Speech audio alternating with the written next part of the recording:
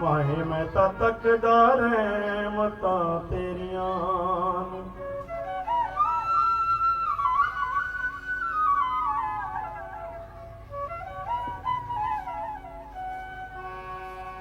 ਮੇਰੇ ਗਲ ਵਿੱਚ ਪਟਾ ਤੇਰੇ ਨਾਮ ਵਾਲਾ,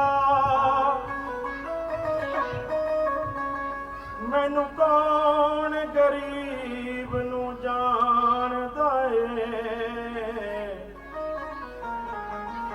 तेरा नाम लेके लंघ पार जावां, माहे मैनू आसरा तेरे नाम दा।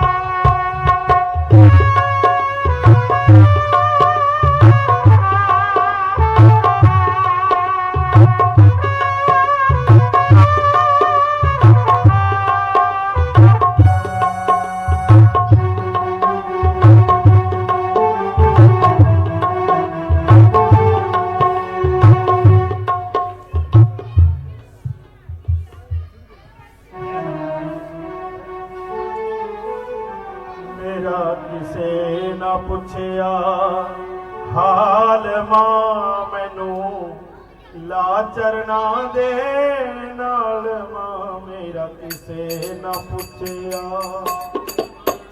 मेरा किसे ना पुछया हाल मां मैनू, ला चरना दे नाल मां। मेरा किसे ना पुछया, मेरा किसे ना पुछया हाल मां मैनू, ला चरना दे नाल मां। मेरा किसे ना पुछया।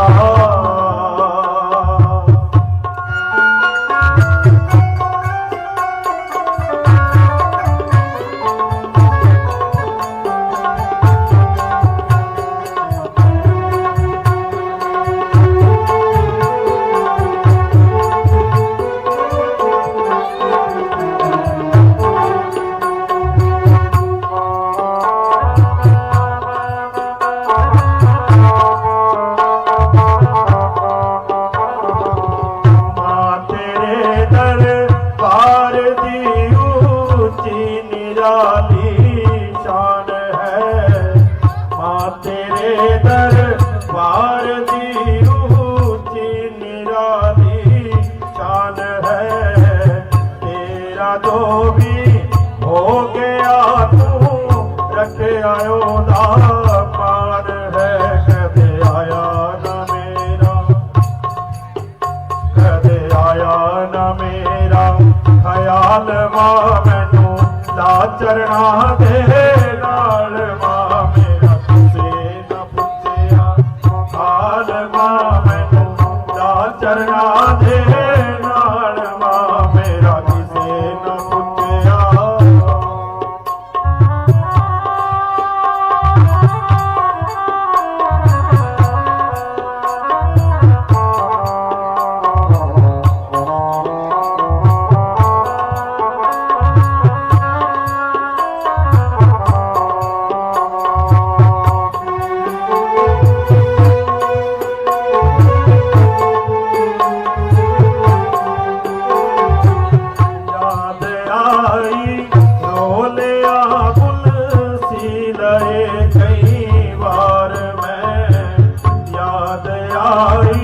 रोलिया पुलसी लए कई बार मैं चलिया बेबस होया आ गया दरबार में हुण दई न मैनू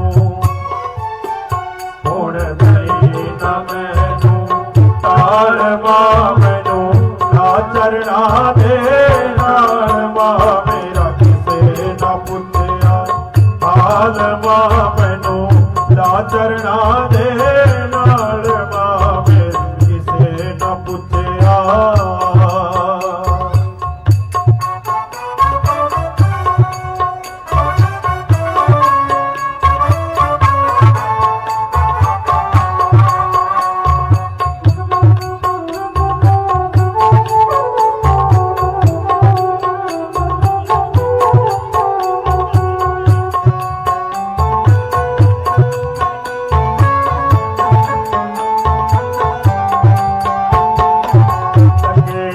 ऐसा रोग जिसदी दवा न कोई वैद मां लगे ऐसा रोग जिसदी दवा न कोई वैद मां जे तू चावे मुक भी सकदी जन्मा दिए कैद मां हुण नहीं तू मैनू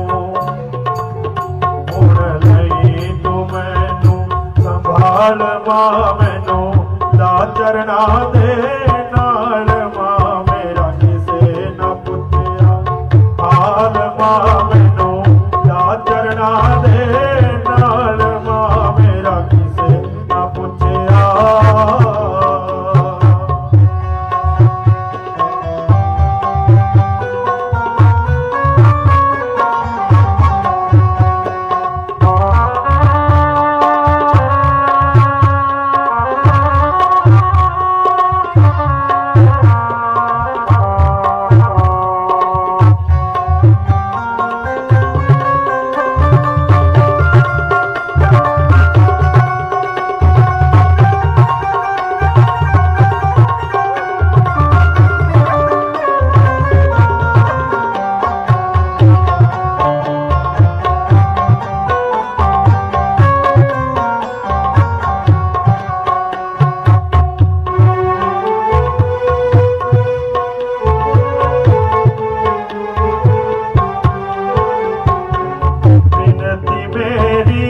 तातिए हुण ते करो परवान मां बिनती मेरी तातिए हुण ते करो परवान मां कर देओ जीवन दी हर मुश्किल मेरी आसान मां कर पूरे सब दे करो पूरे सब दे सवाल मां मैनू ना चरना दे नाल मां मेरा किसे ना पुछया हाल मां मैनू ना चरना दे नाल मां मेरा किसे ना पुछया।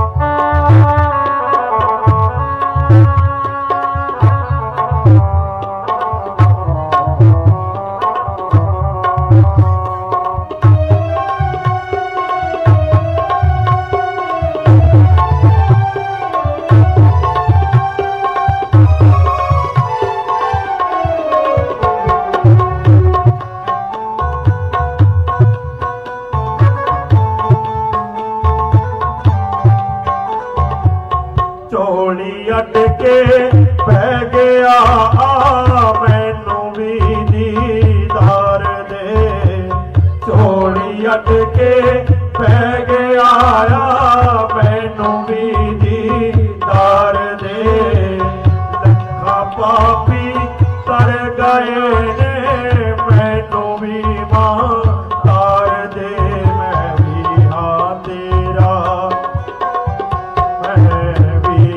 तेरा लाल मां मैनू ला चरना दे नाल मां मेरा किसे ना पुछया हाल मां मैनू ला चरना दे नाल मां मेरा किसे ना पुछया हाल मां मैनू ला चरना दे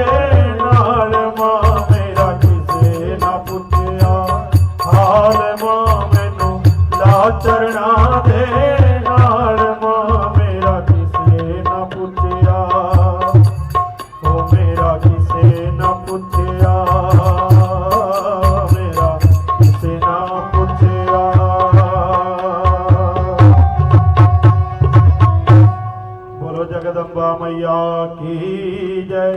हे मेरी सच्चियां जोतां वाली माता जी तुहाडी सदा ही जय।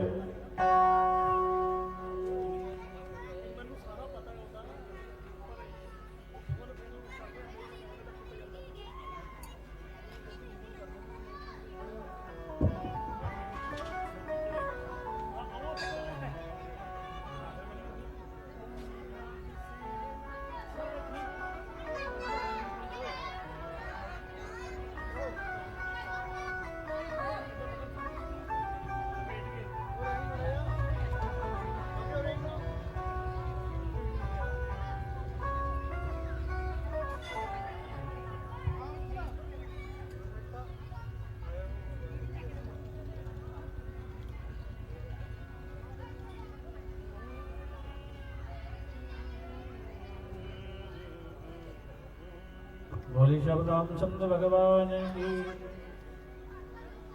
मैं पुनः समस्त नगर निवासियों से निवेदन करता हूँ कि आप जल्द से जल्द श्री राम कथा पंडाल में उपस्थित हों और आज अष्टम दिवस की श्री राम कथा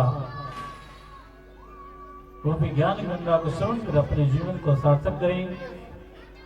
और इस समय केवल आपके लिए आज भर का ही है, कल आपको ये समय प्राप्त नहीं होगा। इसलिए किसी ने बहुत सुंदर कहा है, आछे दिन पाछे गया ज्ञान हर से है, फिर पछता कर क्या करेगा जो चिड़िया चुग खेत। क्योंकि ये समय निकल जाएगा इस करके जल्दी तो जल्दी अपने संसारिक का जानो विराम देते हुए कथा पंडाल ਦੇ ਵਿੱਚ ਉਪਸਥਿਤ ਹੋ। बचन कीर्तन के कीर्तना के नाल राम कथा का भी आनंद लो। बोले शब्द रामचंद्र भगवान की जय। आइए एक और भजन श्रवण करते हैं। बोलो नारायण भगवान की जय।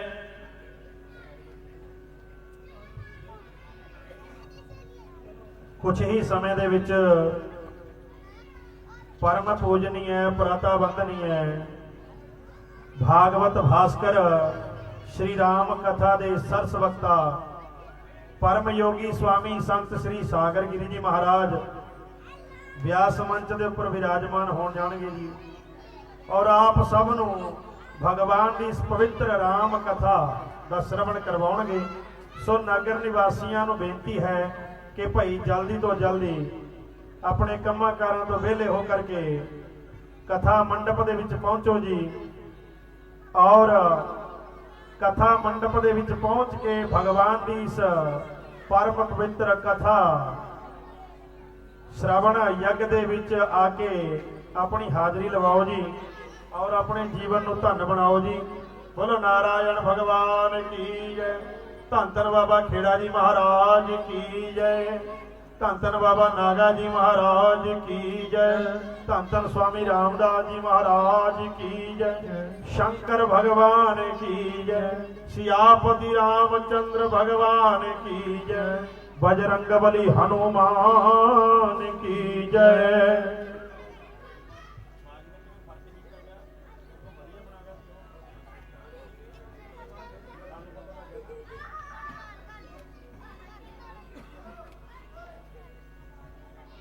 हो तीर्थ हो जे संत दा दर्श हो दर्श संत दा दर्श भगवान दा है। शाम उधो नू आख दे ने आए उधो मेरा संत भगवान इंसान दा है। ओ संत राम ते किने मत निंदो गुरु ग्रंथ साहिब बखान दा है। संत दोखी दा शीघ्र विनाश हुंदा ओ भीम भागवत वचन पुराण दा है।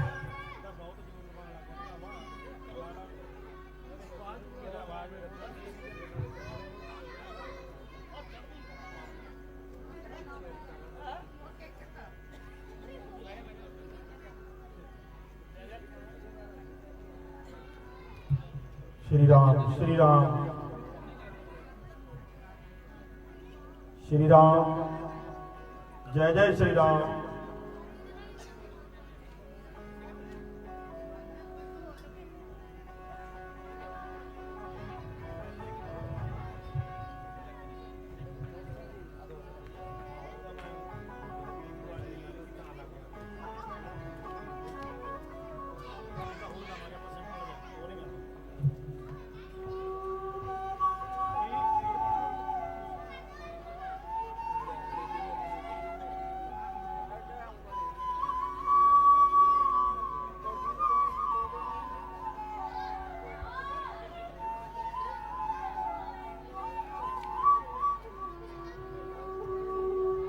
हो तेरा हर एक कम है कमाल दा, दुनिया बनाउण वालिया।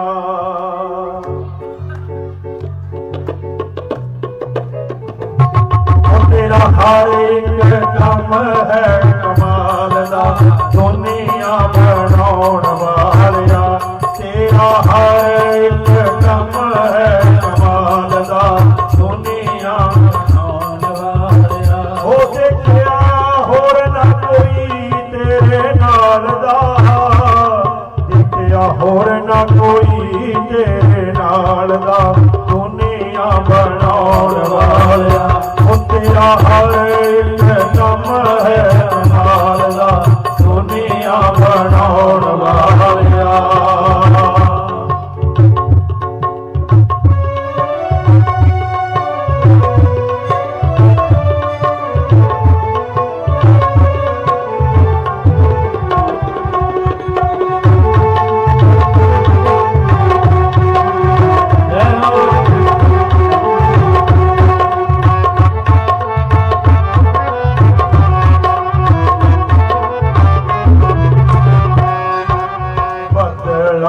बोलदा ते फुल्लां विच हसदा, बदलां बोलदा ते फुल्लां विच हसदा। लहरां विच डोलदा ते तारियां च वसदा, लहरां विच डोलदा ते तारियां च वसदा। हर वस्तुआं च जलवे दिखावदा, दुनिया बनाउण वालिया। तेरा हर एक कम है कमाल दा, दुनिया बनाउण वालिया। तेरा हर एक कम है कमाल दा, दुनिया बनाउण वालिया।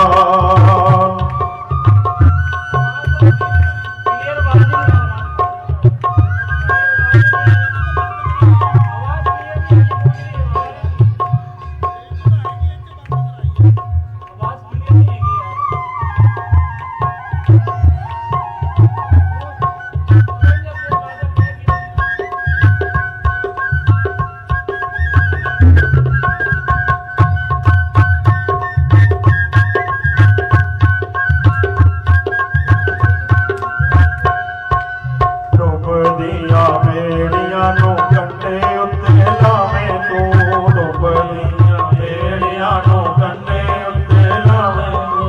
अग दियां भांबड़ां तों जिंदगी बचावें तूं, अग दियां भांबड़ां तों जिंदगी बचावें तूं। तू है पत्थरां च कीड़ियां नूं पालदा, दुनिया बनाउण वालिया। तेरा हर एक कम है कमाल दा, दुनिया बनाउण वालिया। तेरा हर एक कम है कमाल दा, दुनिया बनाउण वालिया।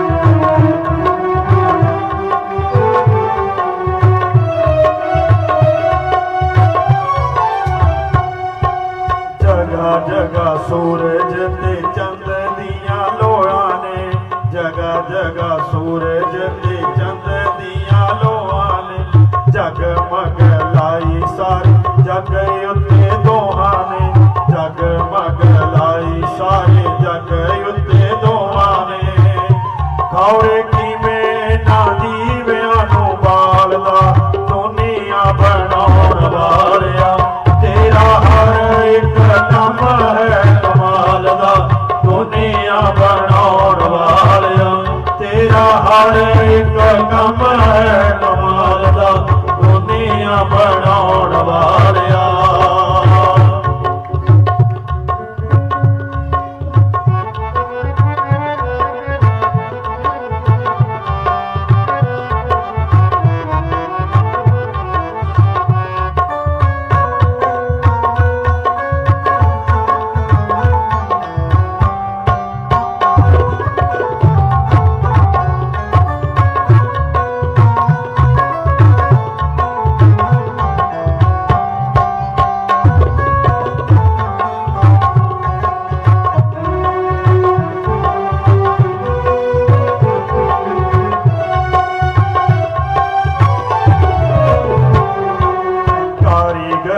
अपनी तू सब नू दिखाई है, कारीगरी अपनी तू सब नू दिखाई है। सब विच बस के शकल लुकाई है, सब विच बस के शकल लुकाई है। वो फिरे सारा ही जमाना तेनू पालदा दुनिया बनाउण वालिया। तेरा हर एक काम है दुनिया बनाउण वालिया। तेरा हर एक काम है कमाल दा दुनिया बनाउण वालिया।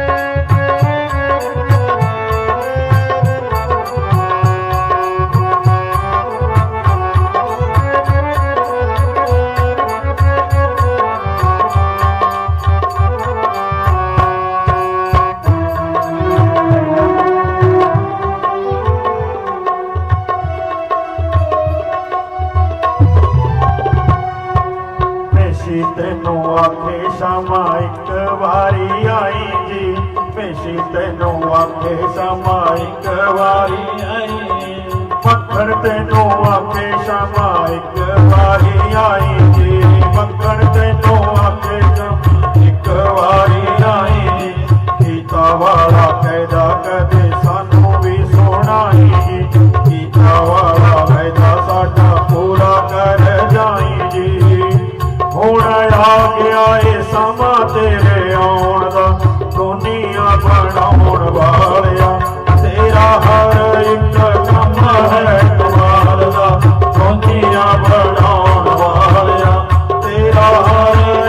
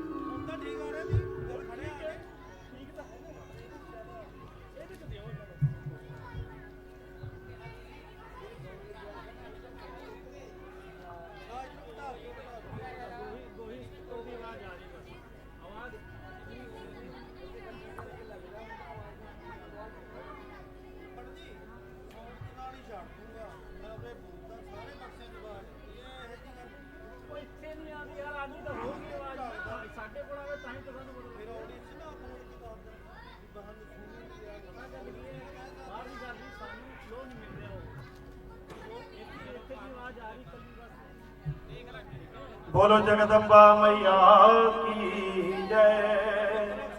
जगदियां जोतां वाली माता जी तेरी सदा जय। हो असां जोगियां दा भेष बना लिया माए, प्यार तेरे नाल पा लिया।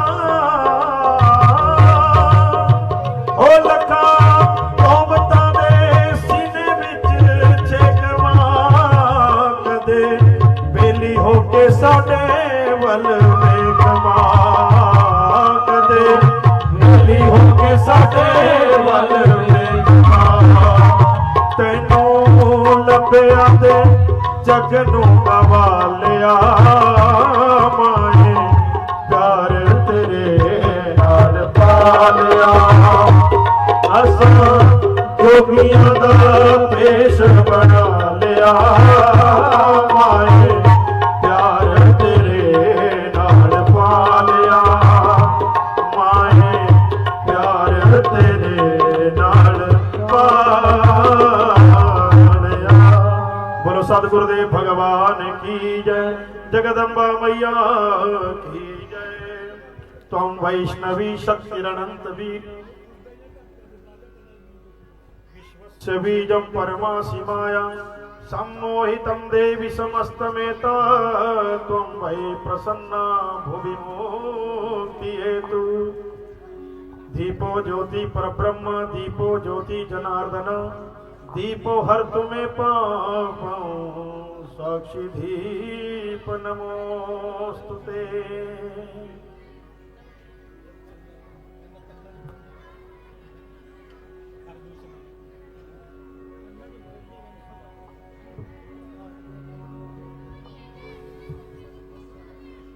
ज्योति पूजन के बाद सदगुरु स्वरूप स्वामी जी महाराज का पूजन। नमोस्तुते व्यास विशाल बुद्धे फुल्लारविंद्रायत पत्र नेत्र येन त्वया भारते तैलपूर्ण प्रज्वालितो ज्ञानमय प्रदीप। गुरु गूंगे गुरु बाबरे रहिए गुरा के दास, जे गुरु भेजे नरक को तो भी रखिए स्वर्ग की आस। पीपल पूजन में गया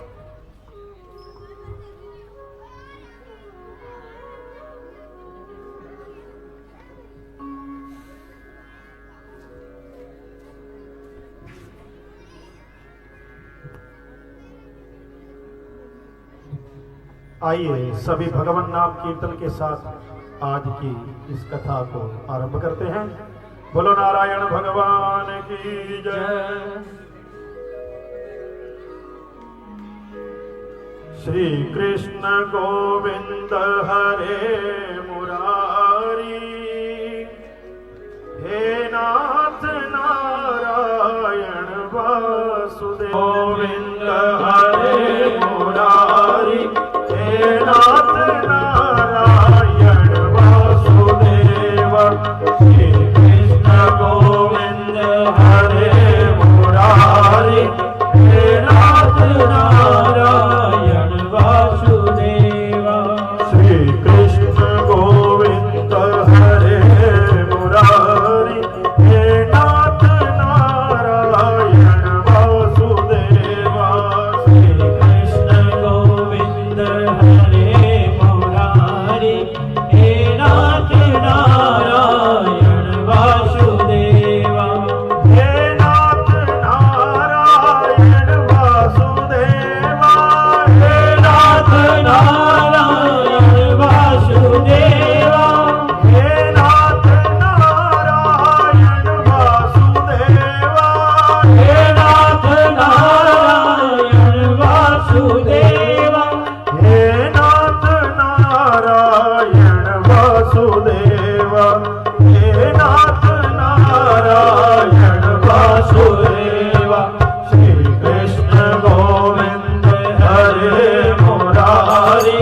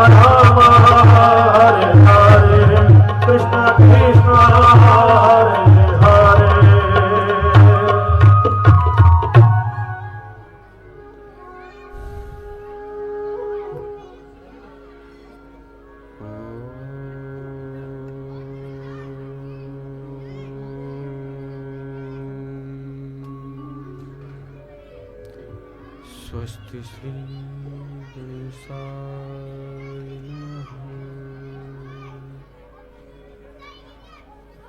श्री सरस्वत्यै नमः।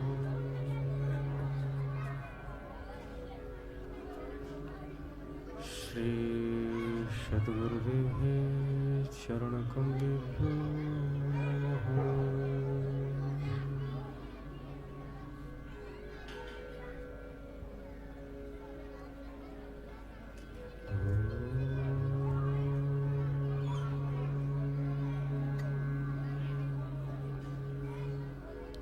मंगलम भगवान विष्णु मंगलम गरुड़ध्वज मंगलम पुंडरीकाक्षाय मंगलाय तनोहरि।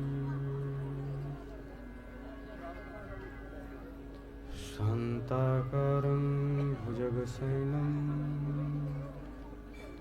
पद्मनाभं सुरेशं विश्वाधारं गगनसदृशं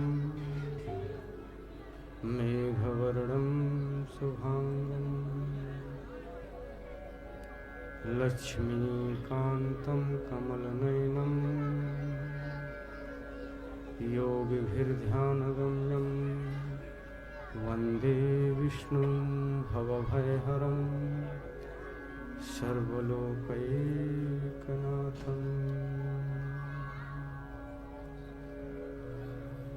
अखण्डमण्डलाकारं व्याप्तं येन चराचरं तत्पदं दर्शितं येन तस्मै श्रीगुरुवे नमः।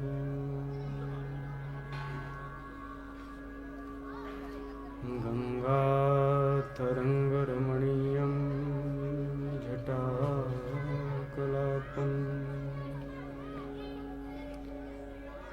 गौरी निरन्तरविभूषितभारम्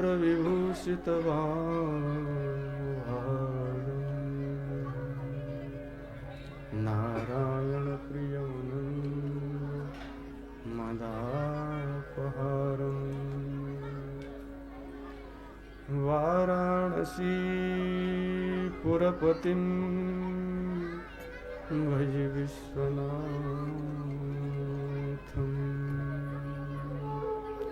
भज विश्वनाथम्।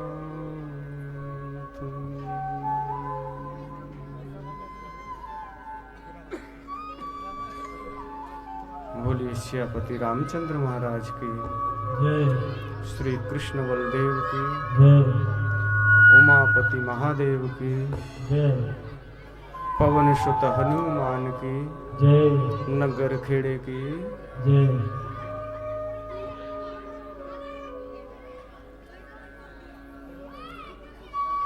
नगर खेड़ा जी महाराज के इस पवित्र प्रांगण में उपस्थित समस्त भगवत जिज्ञासुओं के हृदय में विराजित भगवान नारायण के चरणों में नमन करते हुए, विप्र बंधुओं के चरणों में नमन करते हुए, हमारे कानों में संगीत का मधुर स्वर घोलने वाले सभी साज बंधुओं के हृदय में उपस्थित भगवान नारायण को नमन करते हुए आज की इस अष्टम दिवस की कथा में प्रवेश करते हैं। कल हमने प्रभु के वनवास की कथा श्रवण की। भगवान के वनवास में आने के बाद दशरथ जी ने अपनी देह का परित्याग किया। भरत जी अपने भाई को मनाने के लिए चित्रकूट की तरफ चल पड़ते हैं और चित्रकूट पहुंच जाते हैं। यहाँ तक की कथा को कल हमने श्रवण किया था। आज हम चित्रकूट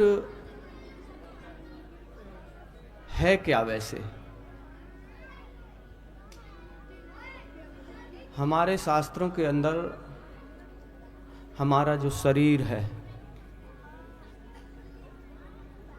इस शरीर के अंदर भी एक स्थान है जिसे कूटस्थ कहते हैं, अर्थात जहां भगवान से मिलन होता है। इडा पिंगला सुखमणा तीन बसें एक ठाई, बेणी तहां प्रयाग मन मज्जन करे तिठाई। संतो वहां निरंजन राम है, वही प्रयाग है, वही चित्रकूट है, जहां दृश्य प्रकट होते हैं। और दोनों भौहों के बीच में जहां माताएं बहनें बिंदी लगाती हैं और हम तिलक लगाते हैं, इसे कूटस्थ कहा गया है। यही भगवान का वास है। इसीलिए इसे शास्त्रों के अंदर योग में इसे आज्ञा चक्र कहा गया है। भगवान शिव की यह तीसरा नेत्र है जिसे हम देखते हैं। डिवाइन आई, थर्ड आई, जिसे ग्रंथों में कहा गया। रामचरितमानस में से बिमल विलोचन कहा गया। ईश्वर को अगोचर कहा गया है। जैसे आरती हम करते हैं, तुम हो एक अगोचर सबके प्राणपति, किस विधि मिलूं दयामय तुमको मैं कुमति। एक विधि कर रहे हैं और दूसरी विधि पूछ रहे हैं कि प्रभु कौन सी विधि है, वह कौन सा तरीका है जिससे मैं तुम्हें मिल सकता हूं। मुझे पता है तुम एक हो, अगोचर हो। अ माने नहीं, गो माने इंद्रियां, चर माने पहुंचती, जहां इंद्रियां नहीं पहुंचती। हमारी इंद्रियों की पहुंच कहां तक है? आंखें, कान, नाक, जिह्वा, अर्थात यहां से नीचे हैं। हमारा जो ये स्थान है, यहां से नीचे का स्थान है, ये इंद्रियों का है। तभी आप जब भगवान के दर्शन के लिए खड़े होते हो मंदिर में, तो आंखें बंद हो जाती हैं आपकी। अर्थात स्वाभाविक रूप से आपको मालूम है कि भगवान को इन आंखों से नहीं देखा जा सकता। ये आंखें हमें संसार को देखने के लिए मिली हैं, ईश्वर को देखने के लिए ये आंखें नहीं हैं। गीता के अंदर भगवान कृष्ण यही तो उपदेश अर्जुन को करते हैं। सामने खड़े हैं, अर्जुन से कहते हैं, अर्जुन तू मुझे नहीं जानता, जो तू मुझे देख रहा है ये मैं नहीं हूं। अरे ये शरीर तो नश्वर है, पंच भौतिक है, ये तो एक दिन नष्ट हो जाएगा। तो क्या ईश्वर नष्ट हो गया? मैं तो तब भी रहूंगा। वो कहते हैं, न तू माम शक्य से दृष्टुम अनैव स्वचक्षुषा दिव्यम ददामित्ते चक्षु पश्य में योगमेश्वरम। अर्जुन तू मुझे इन चमड़े के चर्म चक्षुओं से नहीं देख सकता, मैं तुझे दिव्य चक्षु प्रदान करता हूं। अर्थात तीसरा नेत्र, आज्ञा चक्र, ये जब खुलता है, इसे दसम द्वार भी कहा गया है। जिसका ग्रह तिन दिया ताला, कुंजी गुरु सो पाई, कोट जतन करे नहीं पावे, बिन सतगुरु शरणाई। बिना गुरु की कृपा के यह खुलता नहीं है। मानो भरत जी की घटना यह संकेत कर रही है, भरत जी के साथ में गुरु जी भी हैं, मिलाने के लिए गुरु की आवश्यकता होती है। ईश्वर से सीधे सीधे कोई नहीं मिल सकता। यूं तो कड़कड़ में है वह, लेकिन कड़कड़ में होने के बाद भी क्या आप उससे मिल पाते हो? क्या आप उसका लाभ ले पाते हो? वायु के अंदर भी जल है, क्या जब प्यास लगती है आप उस पानी से अपनी प्यास बुझा पाते हो? नहीं। प्यास तो बुझेगी प्रकट जहां पानी है उससे। गोस्वामी बाबा ने बड़ा सुंदर लिखा है, नरतन भव बारिध कहूं बेरो, सन्मुख मरुत अनुग्रह मेरो, करण धार सतगुरु दृढ़ नावा, दुर्लभ साज सुलभ करि पावा। आपके पास नदी को पार करके जाने के लिए नाव है, या समुद्र को पार जाने के लिए जहाज है, लेकिन उस जहाज को चलाने वाला ना हो तो आप पार तब भी नहीं हो सकते। ये मनुष्य शरीर मानो इस समुद्र रूपी सागर से पार होने के लिए नौका के समान है। नरतन भव वारिध कहूं बेड़ो, जहाज है इस समुद्र रूपी सागर को पार करने के लिए। सन्मुख मरुत अनुग्रह मेरो, करण धार सतगुरु दृढ़ नावा, दुर्लभ साज सुलभ करे पावा। कि ये साज दुर्लभ है कि शरीर मिल जाए, ईश्वर की कृपा रूपी अनुग्रह वायु अनुकूल बहने लगे और चलाने वाला सतगुरु मिल जाए, तब काम बनेगा। गोस्वामी बाबा कहते हैं राम सिंधु घन सज्जन धीरा, चंदन तरु हरि संत समीरा, सब कर फल हरि भगत सुहाई, सो बिन संतन काहू पाई। राम सिंधु हैं तो संत क्या हैं? राम सिंधु घन सज्जन धीरा, तो संत बादल हैं। क्योंकि समुद्र का पानी खारा होता है, आप उसे पी नहीं सकते। पीने योग्य कब बनता है? जब वही वाष्प के रूप में बादलों में परिणत हो जाता है, और वही बादल जब बरसते हैं तो वह पानी पीने योग्य होता है। मानो गोस्वामी बाबा कह रहे हैं कि परमात्मा अनंत है, कण कण में है, लेकिन आप उससे सीधे सीधे मिल नहीं सकते। राम सिंधु घन सज्जन धीरा, चंदन तरु हरि संत समीरा। चंदन का वृक्ष लगा हो लेकिन वायु ना चल रही हो तो क्या उसकी खुशबू मिल पाएगी आपको? चंदन की खुशबू को दूर दूर तक बिखेरने का जो कार्य है वह वायु करती है। तो संत, यदि ईश्वर चंदन है तो संत वायु हैं।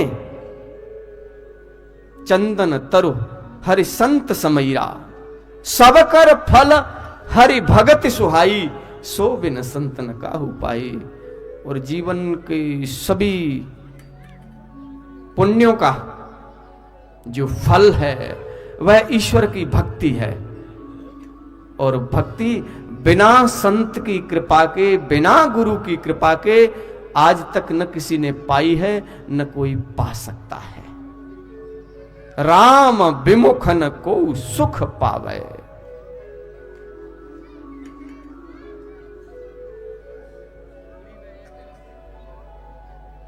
इसलिए गुरु जी साथ हैं। चित्रकूट के मध्य सभा लगी हुई है, सारे बैठे हैं, काफी लंबा वाद विवाद चलता है, आखिर में एक निर्णय निकलता है। भरत जी मानने को तैयार नहीं, गद्दी पर बैठने को तैयार नहीं है, बस विनती करते हैं राम जी कर मैं आपकी सेवा करूंगा।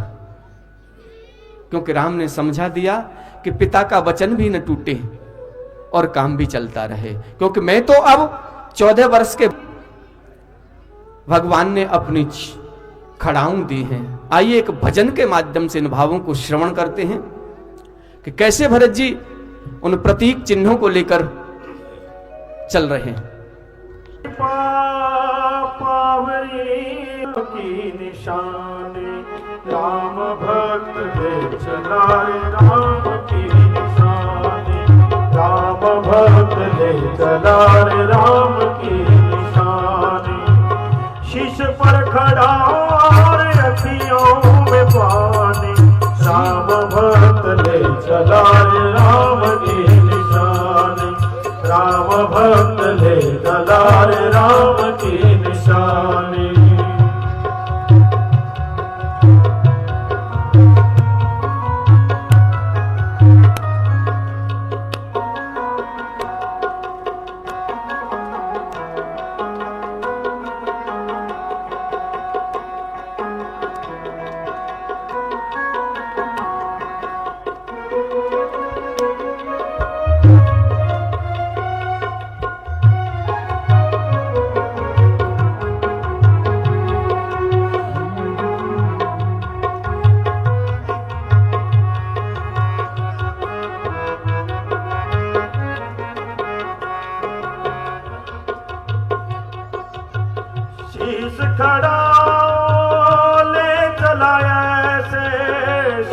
खड़ाओ ले चला ऐसे राम सिया जी संग हो जैसे राम सिया जी संग हो जैसे अब इनकी छाँव में रहेगी राजधानी राम भक्त ले चला रे राम की निशानी राम भक्त ले चला रे राम की निशानी।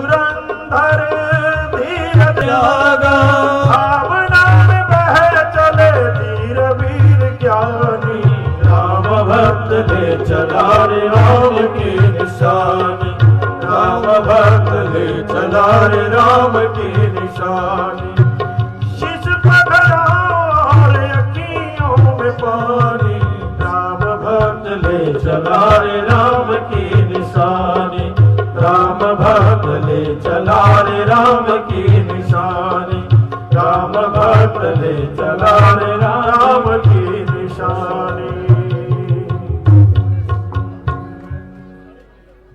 इस प्रकार भरत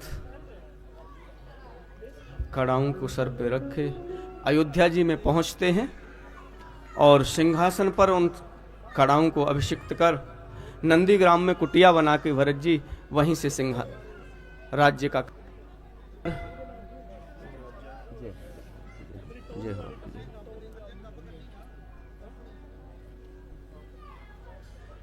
प्रभु माता सीता और लक्ष्मण के साथ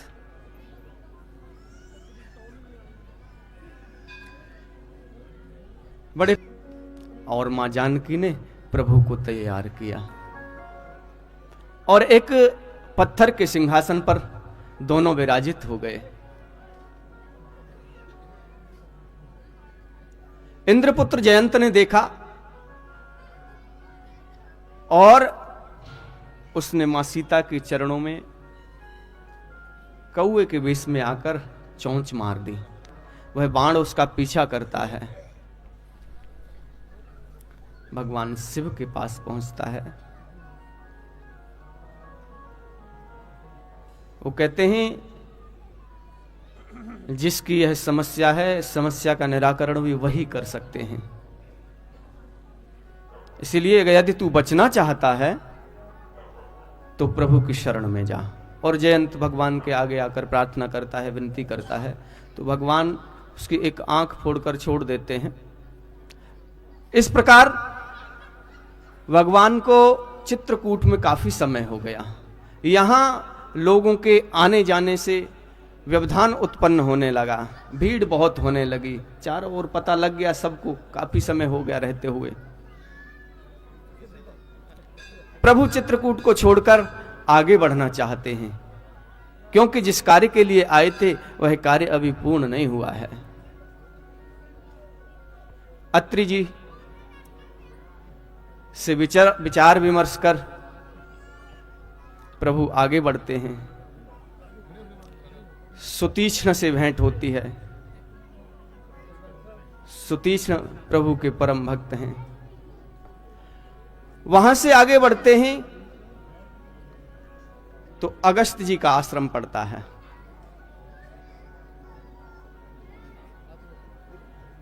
अगस्त जी से भेंट होती है। अगस्त जी भगवान राम को कुछ दिव्यास्त्र देते हैं। उनमें से एक धनुष है, सारंग नाम का जो धनुष भगवान धारण करते हैं वह अगस्त जी देते हैं। लक्ष्मण को एक दिव्य तलवार देते हैं और बहुत सारे दिव्यास्त्र जिनकी आवश्यकता आगे आने वाली है, अगस्त जी भगवान को प्रदान करते हैं। और आगे बढ़ भगवान पंचवटी में कुटिया बनाकर रहने लगते हैं। एक दिन भगवान राम और माता जानकी कुटिया के बाहर बैठे हैं। लक्ष्मण कुल्हाड़ी से लकड़ियां काट रहे हैं। इतने में रावण की बहन शूर्पणखा उसमें वन विहार करते हुए आ गई और उसकी दृष्टि प्रभु राम के ऊपर पड़ी तो उसके हृदय में भगवान को पाने की जिज्ञासा उत्पन्न हुई और वह सीधे भगवान के आगे अपना प्रस्ताव रख देती है। और प्रस्ताव क्या रखती है? वह सीधे से कहती है, न तोसम पुरुष न मोसम नारी। न तुम्हारे समान इस सृष्टि में कोई पुरुष है और ना ही मुझ जैसी कोई सुंदर स्त्री है। हमारा तुम्हारा मेल बहुत अच्छा है। लगता है विधाता ने आपको मेरे लिए और मुझे आपके लिए ही बनाया है, इसलिए आप मुझसे गंधर्व विवाह करो। भगवान मुस्कुराए और सीता जी की तरफ देखते हुए बोले, मेरा तो विवाह हो चुका है और मैंने व्रत ले रखा है, एक ही पत्नी व्रतधारी हूं मैं दूसरा विवाह भी नहीं कर सकता। इसलिए हे देवी, आपका ये मनोरथ यहां तो पूर्ण नहीं हो सकता। शूर्पणखा को बहुत बुरा लगा। इतने में ही दृष्टि उसकी लक्ष्मण जी की तरफ पड़ी और लक्ष्मण जी की तरफ चल पड़ी। लक्ष्मण जी से कहने लगी, दिखने में तुम भी कुछ कम नहीं हो, तुम भी सुंदर हो, बलवान हो, आपसे भी काम चल सकता है, यदि तुम मुझसे विवाह करो। भगवान मुस्कुरा रहे हैं। लक्ष्मण जी कहते हैं, अभी तो तुम स्वामी से विवाह करना चाहती थी, अब सेवक के पास आ गई। अरे मैं तो उनके चरणों का दास हूं, सेवक हूं, सारी जिंदगी सेवकाई करते करते निकल जाएगी, मेरे पास सुख नहीं मिलेगा तुम्हें। सेवक सुख चहे मान भिखारी, व्यसनी धन शुभ गति व्यभचारी, नव दुहि दूध चहत है प्राणी। बोले तू सुख की कामना लेके आई है, तो सुख तो उनके चरणों में है, मेरा थोड़ी है। ये दोनों मेरे प्रस्ताव को ठुकरा रहे हैं। सूर्पणखा कहती है मैं इसी को खत्म कर देती हूं, मैं इसी को खा जाती हूं।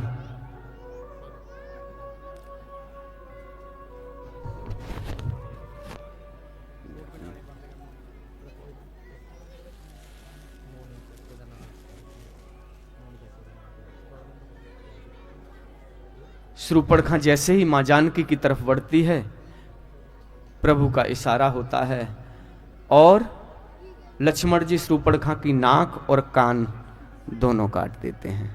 और शूर्पणखा जोर जोर से चिल्लाने लगती है और वहां से भागती है। इसके पीछे रहस्य हैं, पर उन रहस्यों को मैं उजागर अभी नहीं कर सकता, समय की बहुत कमी है। बस इतना समझ लीजिए कि जो शास्त्रों में हमारे में स्त्री का पूजन किया जाता है, स्त्री को महान बताया गया है, लेकिन वह स्त्री जो मर्यादा में है, मर्यादा की सीमा से बाहर निकल गई, जो स्वच्छंद आचरण करती हैं, जो पशुवत आचरण करती हैं,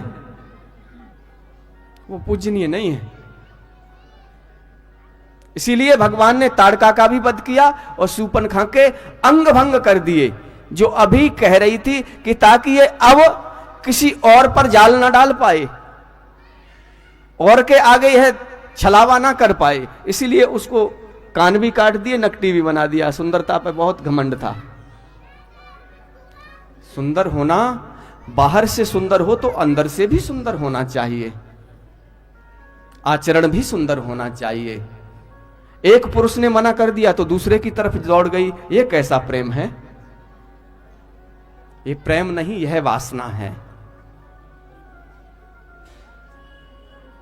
तो मानो प्रभु कुछ समझाना चाहते हैं। इधर शूर्पणखा की नाक कटी तो पहले तो वो पास में ही वहां छावनी थी खर और दूसर की, खर दूसर के पास पहुंचती है, खरदूसर से सारा वृतांत बताती है। कथा कहती है खरदूसर 14,000 की सेना लेकर आते हैं पंचवटी में, और भगवान राम अकेले ही उस 14 सहस्त्र सेना को नष्ट कर देते हैं। कई बार सुनने में बड़ा अजीब लगता है, गोस्वामी बाबा ने तो एक ही बाण में समाप्त कर दिया है, लेकिन भगवान वाल्मीकि जी की रामायण है, उसके अंदर खूब युद्ध काफी भयानक हुआ है, उसमें भगवान घायल भी हुए हैं, लेकिन भगवान ने अकेले ही वध कर दिया है। उन सबको मरता देख शूर्पणखा फिर लंका की तरफ दौड़ती है, अपने भाई के पास पहुंचती है, रावण के पास पहुंचती है, और रावण से जाकर कहती है, रावण जब यह स्थिति देखता है कि ये क्या हुआ तेरा, ये कहां से आ रही है, अंग भंग कराकर तो शूर्पणखा सारा वृतांत बताती है कि भाई 2 लड़के राम लखन इस दंडक वन में आए हैं, हम राह एक सीता नामी सुकुमारी नारी लाए हैं, बांके हैं और लड़ाके हैं, गोया शमशीर उन्हीं की है, यूं पंचवटी में रहते हैं जैसे जागीर उन्हीं की है। और कहती है कि मैं उधर अचानक निकल गई, उस नारी से मिलना चाहा, इतने में छोटे तपसी ने मुझसे कुछ छल करना चाहा, और जब मैंने तेरा नाम लिया ना, जब मैंने तेरा नाम लिया तो उसने मुझको दी गाली, मेरी ये नाक काट डाली, मेरे कान कतर डाले। वहां अपनी गलती नहीं बताती कि मैं उनके पास विवाह का प्रस्ताव, मैं उनको जाके छेड़ रही थी। तो भाई अपनी गलती नहीं स्वीकार करती, अपनी गलती नहीं बताती। कहती है मेरी तो नाक गई सो गई, अब अपनी नाक संभालो तुम। जग में है जिसकी नाक नहीं, तो नकटा नाम धरा लो तुम। भैया मेरी हंसी थोड़ी ना, मेरी तो कट गई जो कटनी थी, लेकिन तुम बड़े बलवान बनते हो, लोग कहेंगे कि रावण की बहन की नाक काट दी। अब आप देखो। जय हो। महाराज जी के चरणों में प्रणाम। आइए, संतों का आना सभा के अंदर बड़े सौभाग्य का सूचक है।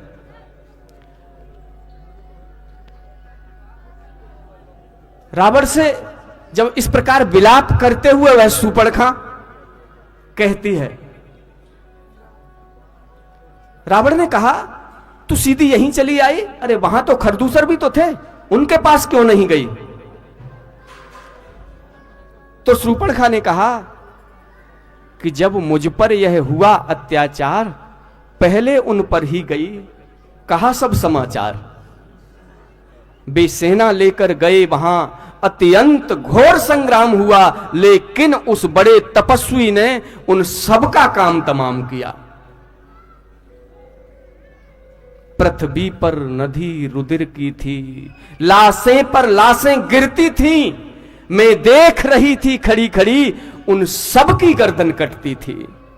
कहते मैंने खड़े खड़े वह सारा दृश्य अपनी आंखों से देखा है भैया।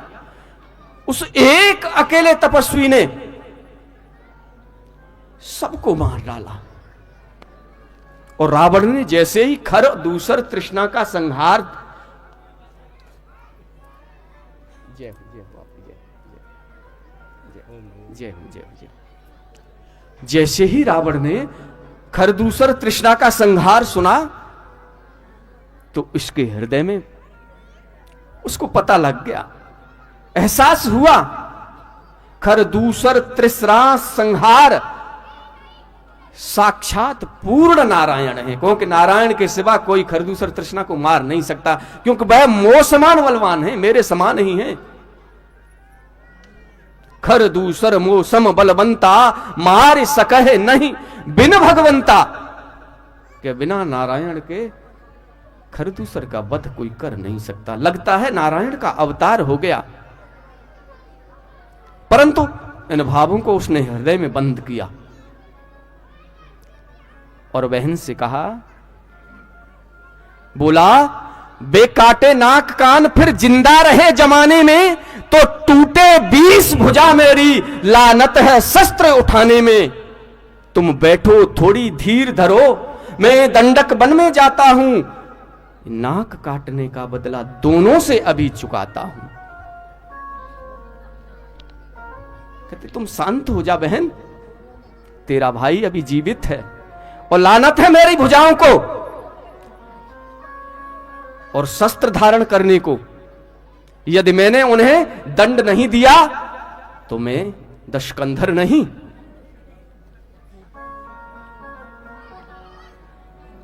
चिंता ना कर।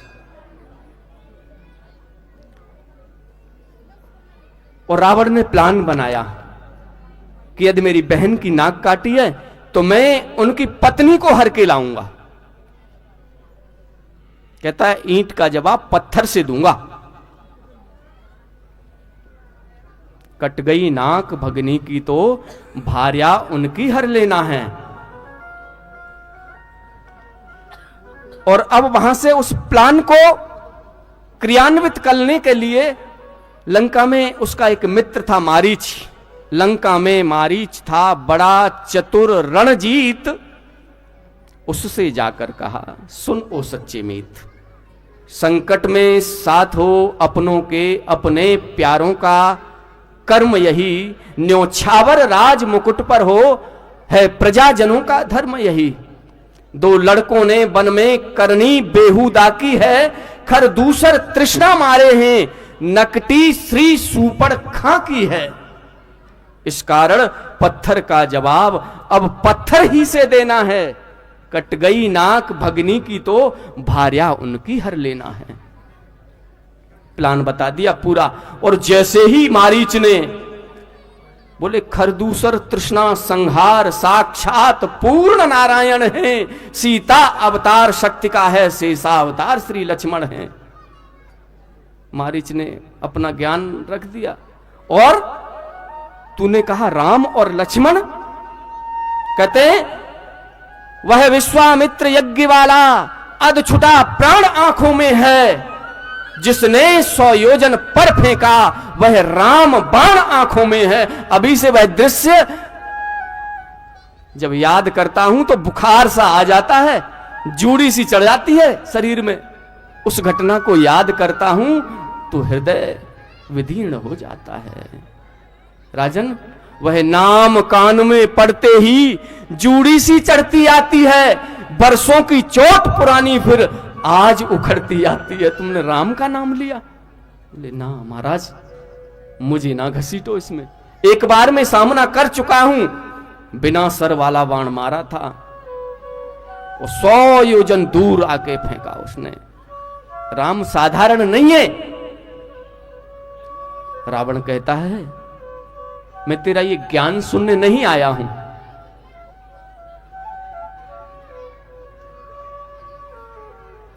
बोले ज्ञानी तो मैं बहुत हूं, मुझे मालूम है संपूर्ण सृष्टि ब्रह्म की है, ब्रह्ममय है, और फिर तू क्या बन के समझाता है? बोले साथ तो तुझे देना पड़ेगा, यदि नहीं साथ देगा मेरा तो सारा ज्ञान भुला दूंगा। सीता के हरने से पहले यमपुरी तुझे पहुंचा दूंगा। बोले सीता को तो मैं बाद में हरूंगा, फिर तेरा काम पहले ही कर देता हूं मैं।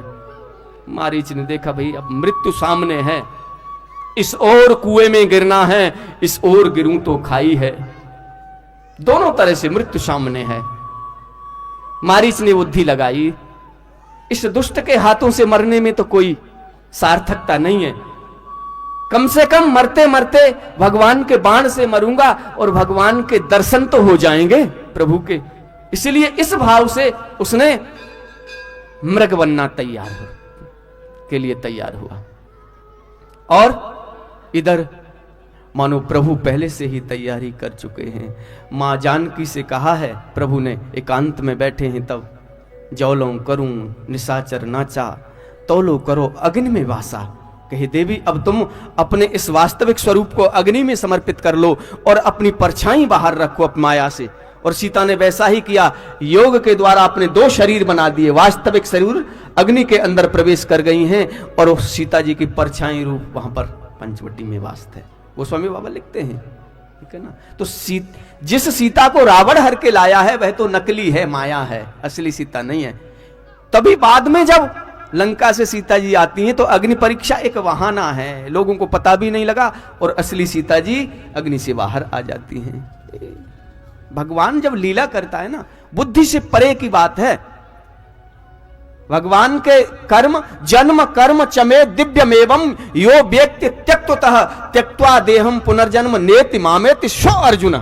कहे अर्जुन मेरे जन्म और कर्म दोनों दिव्य हैं, और दिव्यता को जानने के लिए समझने के लिए आपके पास दिव्य बुद्धि भी तो होनी चाहिए। बुद्धि हमारी मलिन है, बुद्धि हमारी दूषित है, विषयों में आसक्त है, और हम भगवान की उस दिव्य लीला को समझना चाहते हैं, नहीं समझ पाएंगे, कभी नहीं हो सकता। राम अतर्क बुद्धि मन वाणी मत हमार अस सुनहु सयानी। इसलिए इधर तैयारी पहले ही पूरी हो चुकी है और रावण जहां पर प्रभु श्री राम और लक्ष्मण और मां जानकी बैठे हैं, उसी पर्णकुटी के आगे वह मारीच बड़ा मायावी था, माया मृग बनकर गया वहीं, श्री सीताराम जहां पर थे चौकड़ी मार कर गया वहीं। कुटिया के आगे चौकड़ी मारने लगा। मृग नयनी ने जिस समय देखा मृग की ओर, प्रभु के सामने हाथ जोड़कर कहने लगी कि दासी की विनती सुनो प्रभु, कि ऐसा मृग या देखा न सुना, जैसा यह सुगढ़ सलोना है, सर से तो देखो पांव तलक सारा सोना ही सोना है। हे नाथ खाल लाओ इसकी तो अद्भुत यादगार होगी, सोने के मृग की मृग छाला क्या कुटिया का श्रृंगार होगी। प्रभु ने देर नहीं लगाई, बाण चढ़ाया राम ने, खींच धनुष की डोर, सौंप लखन को जानकी, चले हिरण की ओर। लक्ष्मण से कहा, लक्ष्मण तुम सीता का ध्यान रखना, मैं अभी आया। और प्रभु उस हिरण के पीछे दौड़ जाते हैं। क्या भगवान को पता नहीं था कि मेरी सृष्टि के पीछे भाग रहे हैं? यहां पे अर्थ बहुत सारे निकलते हैं, तो कथा लंबी। भगवान उस हिरण के पीछे का निर्वाहन भी किया और भगवान के दर्शन पर त्याग किया। और जब वह शब्द सीता जी के कानों में पड़े, हे लक्ष्मण, हाय लक्ष्मण, वर जाकर देखो रघुराट हेरते हैं। लक्ष्मण जाओ, लगता है स्वामी किसी संकट में हैं, इसीलिए तुम्हें पुकार रहे हैं। लक्ष्मण ने कहा, मां आपको लगता है कि संकट और प्रभु के पास ऐसा कभी हो सकता है कि सूर्य को अंधेरा घेर ले? माना यदि मैंने कि दुख आया भी तो आनंद कंद के दर्शन कर सुख का स्वरूप हो जाएगा। यदि दुख आया, कष्ट आया भी तो आनंद के जो स्वरूप हैं उनके सामने तो सबके कष्ट दूर होते हैं। वहां कष्ट कैसे आ सकता है?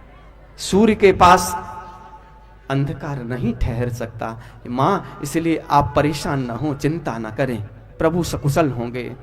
सीता जी ने कुछ कड़वे शब्द कहे, बोली, घर से बन जो तुम आए हो, इसमें कुछ स्वार्थ तुम्हारा है। लगता है तुम्हारे मन में भी कोई स्वार्थ है। जब ये शब्द लक्ष्मण जी के कानों में पड़े ना, तो हृदय में जाकर वह ठहर नहीं पाए, मानो शीशा टूट गया हो। और वह शब्द का कुछ बोले नहीं लखन। जब कुछ नहीं बोले तो सीता जी समझ गईं लक्ष्मण का भाव निश्चल है। फिर से कहा, यदि तुम मुझे मां मानते हो ना तो मेरी आज्ञा है, तुम जाओ। लक्ष्मण ने हाथ जोड़ लिए, ठीक है, यदि आप कहती हैं तो मैं जाते जा। देखा कि कोई बूढ़ा सा जोगी कुछ गाता आता है, पर कुछ गा रहा है वह। और देखते ही देखते वह जोगी कुटिया के आगे आ गया और आवाज लगाई, भिक्षाम देहि। सीता जी रेखा के अंदर ही खड़ी हैं। रावण ने कहा उस वेश में, हे माई मुझको भिक्षा दे, हो सदा बोल वाला तेरा। हे माई मुझको भिक्षा दे, मरतवार। माई भूखा हूं, भोजन दे थोड़ा सा।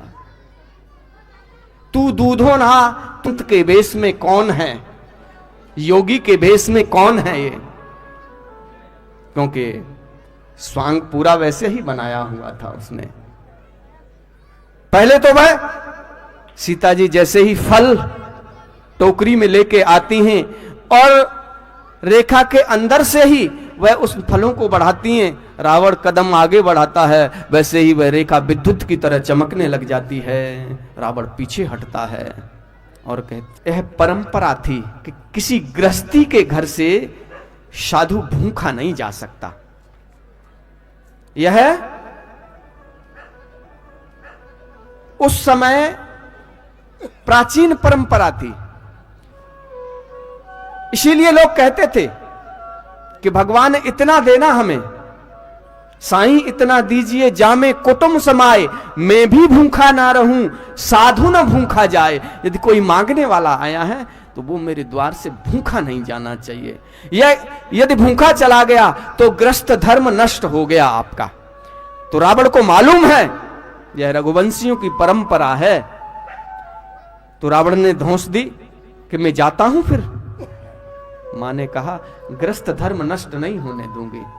और मां रेखा से जैसे ही बाहर आती है, रावण हाथ पकड़ के अपने वास्तविक स्वरूप में आ जाता है, जोर से ठहाका लगा के हंसता है और मां सीता को अपने यान पुष्पक यान पर बिठा लेता है और पंचवटी से निकल पड़ता है। मां सीता विलाप कर रही हैं। सीता जी की आवाज सुनकर गिद्धराज जटायु रावण के सामने आ गए। रावण से युद्ध किया, पर कहां पक्षी और कहां रावण, दोनों का मेल नहीं है, दोनों की बराबरी नहीं है। अपनी सामर्थ्य के अनुसार गिद्धराज जटायु ने एक बार तो रावण को मूर्छित कर दिया, परंतु फिर रावण ने अपनी चंद्रहास खड़ग से जटायु के दोनों पर काट दिए। हे राम कहते हुए वह जमीन पर गिर पड़े। रावण सीता जी को लेकर अपनी नगरी लंका में चला गया। इधर लक्ष्मण राम जी के पास पहुंचते हैं तो सारा दृश्य समझ में आता है, यह छल था। राम जी समझ गए कुछ अनिष्ट हो गया। राम और लक्ष्मण दोनों कुटिया पर आते हैं, वहां आवाज लगाते हैं, प्रभु देखते हैं सीता जी नहीं है। जिसका अंदेशा था वही हुआ। और प्रभु अब उस वन में मां जानकी को राम और लक्ष्मण दोनों खोज रहे हैं। प्रभु विलाप कर रहे हैं, मां जानकी के विरह में व्याकुल। भ्रमर तुम तो यहीं खड़े हो कब सदियों से, क्या तुमने मेरी सीता को देखा है?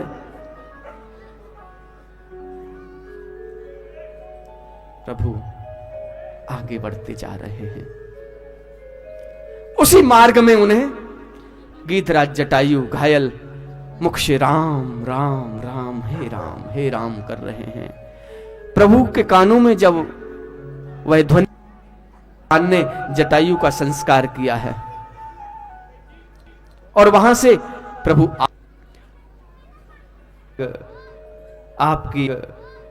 आपकी इंतजार है। भिलनी शबरी प्रभु का इंतजार कर रही है। माता भिलनी को भी 14 वर्ष हो गए इंतजार करते हुए। जब उनके गुरु जाने लगे थे तो गुरु ने कहा था, पुत्री तू प्रतीक्षा करना, तेरे पास एक दिन राम आएंगे।